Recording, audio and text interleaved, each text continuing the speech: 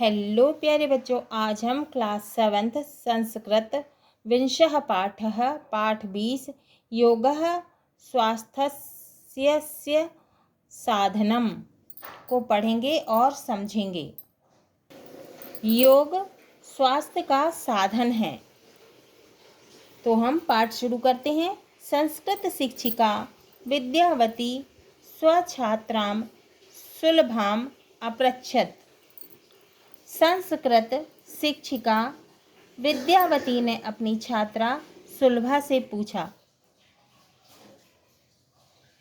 विद्यावती कहती हैं, सुलभे ह्यः त्वं कक्षायाम् उपस्थिता न आसीः किं कारणम्। ह्यः का अर्थ होता है बीता हुआ कल। विद्यावती कहती हैं कि सुलभा, कल तुम कक्षा में आई नहीं थी, क्या कारण है। सुलभे ह्यः त्वं कक्षायाम् उपस्थिता न आसीः किं कारणम्। सुलभा कहती हैं, महोदये रात्रौ मम उदरपीड़ा आसीत्। तो सुलभा कहती है कि महोदया, रात में मुझे पेट में दर्द था। गत सप्ताहे अपि अनेनैव कारणेन पीड़िता आसन्। पिछले सप्ताह भी इसी कारण से परेशान थी। कदाचित् ज्वरः वर्तते।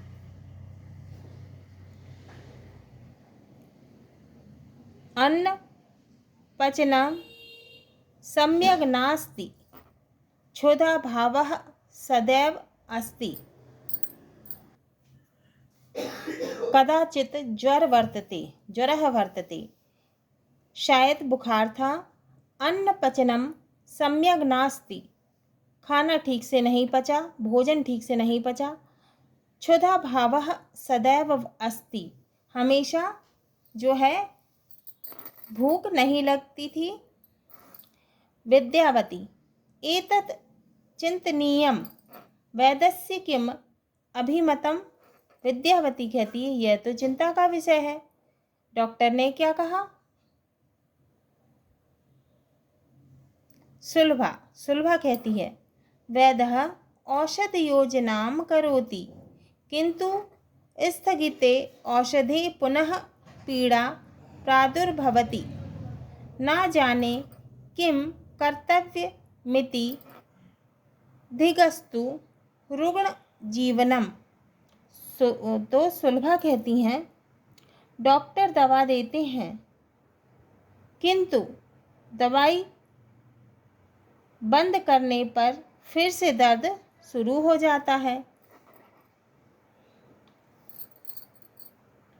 क्या करूं, मैं नहीं जानती। धिक्कार है रोगी जीवन को। अब विद्यावती जो टीचर हैं वो कहती हैं, यदा औषध सेवनम रोगान न उन्मूलयति तदा योगोपचारः कर्तव्यः। तो विद्यावती कहती हैं कि जब दवाइयों से रोग नहीं जाता तब योग का उपचार करना चाहिए, योग का उपचार लेना चाहिए। जब दवाइयों से रोग ठीक नहीं होता या जब दवाइयों से रोग नहीं जाता है तब योग का उपचार लेना चाहिए। योग कक्षां गत्वा योग शिक्षिकायाः मार्गदर्शनं स्वीकुरु सा चिकित्सां करिष्यति। तो विद्यावती कहती हैं, योग कक्षा में जाकर योग शिक्षिका से सलाह लेना चाहिए, वह इलाज करेंगी। सुलभा, महोदये योग मार्गः तु सन्यासिनां मार्गः। सुलभा कहती हैं, महोदया, योग का रास्ता तो सन्यासियों के लिए होता है। संसार त्यागम न इच्छामि। तो सुलभा कहती है कि मैं संसार नहीं छोड़ना चाहती। अहम छात्रा अस्मि, मैं तो छात्रा हूँ। विद्यावती न एतत् योगेन शरीरम चिंतम अपि स्वस्थम भवति। विद्यावती कहती हैं ऐसा नहीं है, योग करने से शरीर और मन दोनों स्वस्थ होते हैं। शरीर माधम खलु धर्म साधनम इति प्रसिद्धम वचनम। विद्यावती कहती हैं कि शरीर निश्चय ही धर्म का प्रथम साधन है।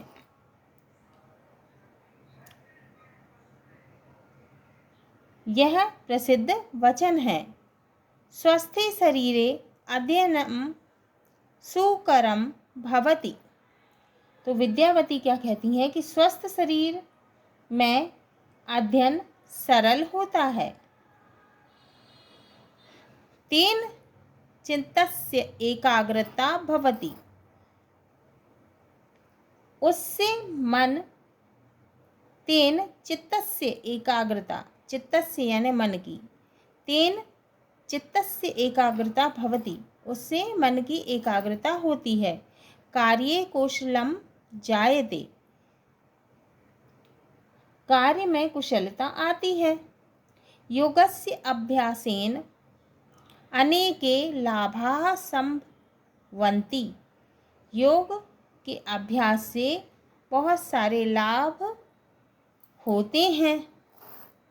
अन्यस्मिन् दिने सुलभा योग कक्षां गत्वा योग शिक्षिकां शारदां मिलितवती।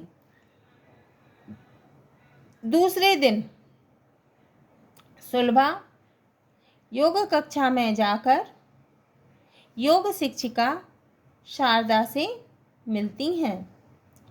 सुलभा नमस्ते भगवती, अहम सुलभा। सुलभा कहती है कि नमस्ते महोदया, मैं सुलभा हूँ। मम शिक्षिका विद्यावती भवतीं मेलितुं मां समादिशत। अहम उदररोगेण पीड़िता अस्मि, अतः योगोपचारम इच्छामि। अब सुलभा क्या कहती हैं? सुलभा कहती हैं कि नमस्ते महोदया, मैं सुलभा हूँ। मेरी शिक्षिका विद्यावती ने आपसे मिलने के लिए मुझे आदेश दिया है। मैं पेट दर्द से परेशान हूँ, इसलिए योग से उपचार चाहती हूँ। शारदा स्वागतम प्रविश कक्षाम। शारदा कहती हैं कि स्वागत, कक्षा में आओ। सुलभा कक्षां प्रविश्य एकां मूर्तिम अपश्यत। सुलभा कक्षा में प्रवेश करती है और एक मूर्ति को देखती है। सुलभा भगवती एषः ऋषिः का कह। सुलभा कहती है कि महोदया, क्या कहती है कि महोदया यह ऋषि कौन है? शारदा एषः भगवान पतंजलिः।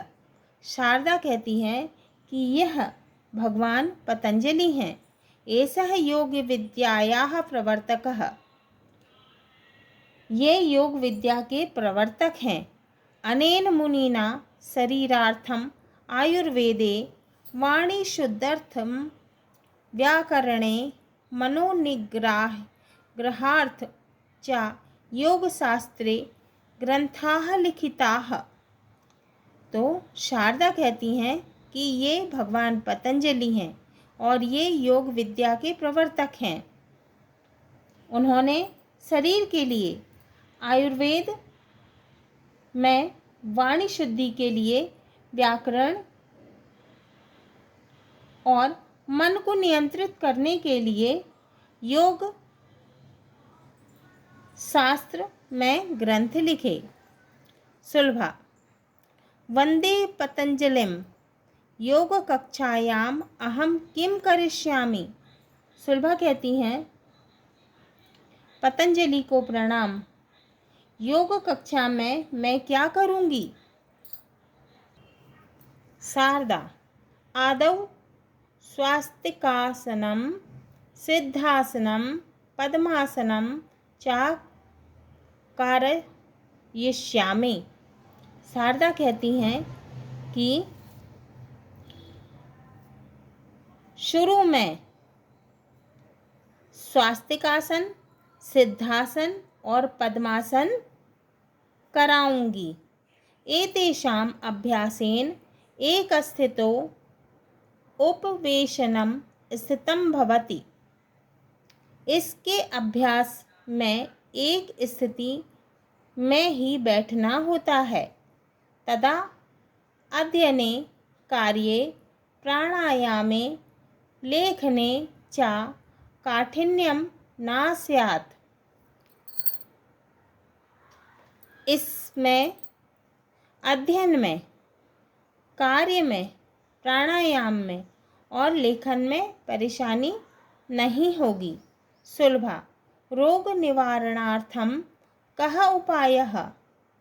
सुलभा कहती हैं कि रोग दूर करने के क्या उपाय हैं। शारदा कहती हैं, कानिचित आसनानि उदर रोगोपचारे प्रयुक्तानि। शारदा कहती हैं, कुछ आसनों का पेट की बीमारी के उपचार में उपयोग होता है। कानिचित हस्तपादयोः संचालने सहायकानि कानिचित सांधिरोगम उन्मूलयन्ति। शारदा कहती हैं, कुछ हाथ पैरों के संचालन में सहायक होते हैं, कुछ जोड़ की बीमारी को मिटाते हैं। सुलभा, कः एषः प्राणायामः किम एतद् अपि आसनम। सुलभा कहती हैं, यह प्राणायाम क्या है, क्या ये भी आसन है। शारदा, न प्राणायामेन श्वासोच्छ्वसनम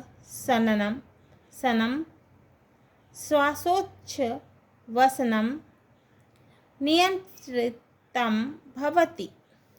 तो शारदा कहती हैं, नहीं, प्राणायाम से श्वसन नियंत्रित होता है।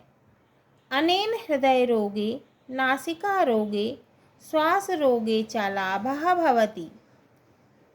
अब क्या कहती हैं, इससे हृदय रोग में, नाक के रोगों में और सांस दमा रोग में लाभ मिलता है। शवासनम योग निद्रा च मनः शान्त्यर्थम क्रियते तत् उत्साहलाभः भवति। तो शारदा कहती हैं कि शवासन और योग निद्रा मन की शांति के लिए किया जाता है, उससे उत्साह मिलता है। भवति शनैः शनैः सर्वं ज्ञास्यति। तो शारदा कहती हैं कि आप धीरे धीरे सब जान जाओगी। सर्वम एतत् गुरोः निर्देशने करणीयम।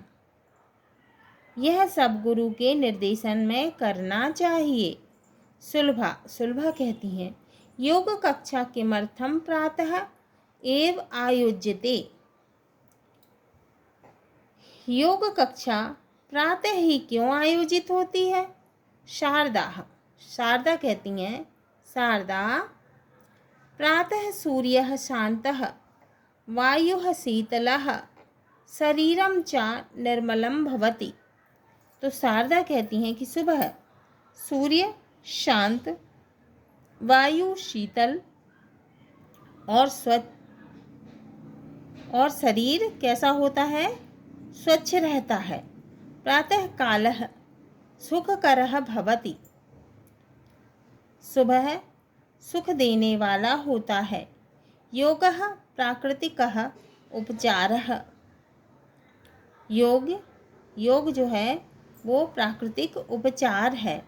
अतः प्रातः कालः योगाय उचितः। इसलिए प्रातः काल योग के लिए उचित है। सुलभा कहती हैं ताहिर अहम योगाभ्यासाय स्वः आगमिष्यामि। सुलभा कहती हैं तो मैं योग अभ्यास के लिए कल आऊँगी। शारदा कहती हैं पुनरागमनाय गच्छतु भवति। शारदा कहती हैं फिर से आने के लिए जाएं।